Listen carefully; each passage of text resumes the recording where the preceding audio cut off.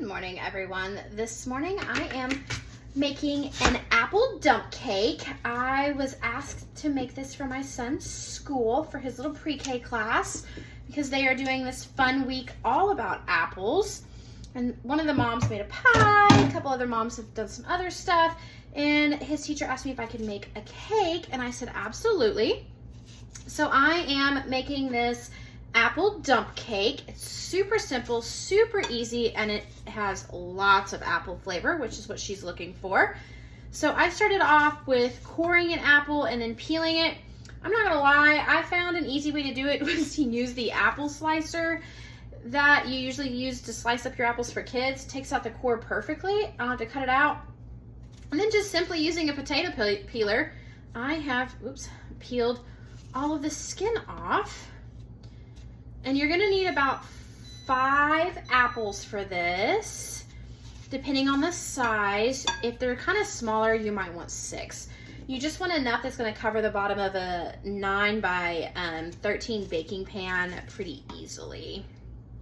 And I'm making this from scratch.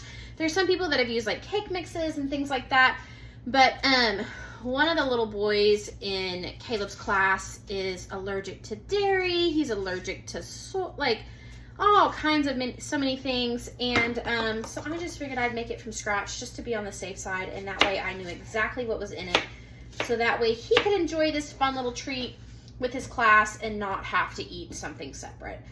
So I have peeled these pieces, and then I'm just going to chop them up into nice little bite-sized pieces here. Okay, once you have those all nice and chopped up, we are going to take 1 teaspoon of cinnamon. So 1 teaspoon of cinnamon. Oops, got a little extra in there. It's okay. And then we're gonna need 1/4 of a teaspoon of nutmeg. So I'm just gonna put a nice little sprinkle because since I have a full teaspoon. There we go, looks about right. And then we're going to take 2 tablespoons of sugar.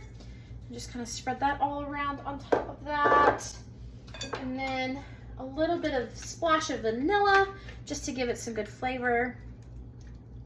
Probably about a teaspoon or so. And then we are just going to stir this up and get all of these apples nice and coated with all that cinnamon, nutmeg, and sugar. Once we have that all nice and coated, we are going to take our 9 by 11 baking dish. Just hit it with a little cooking spray, and then we're gonna spread these apples out on top of here. Okay, scrape all that yummy goodness into there. All those apple juices.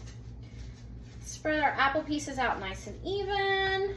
2 1/3 cup of all-purpose flour. There's 1. There's 2, and then we need a 1/3. My fun little measuring cup has that on here. Okay, 2 1/4.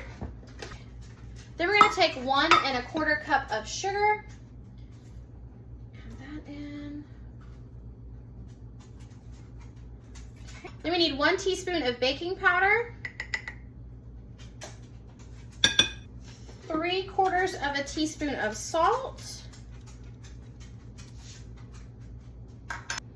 Then we're gonna mix this up all nice and even.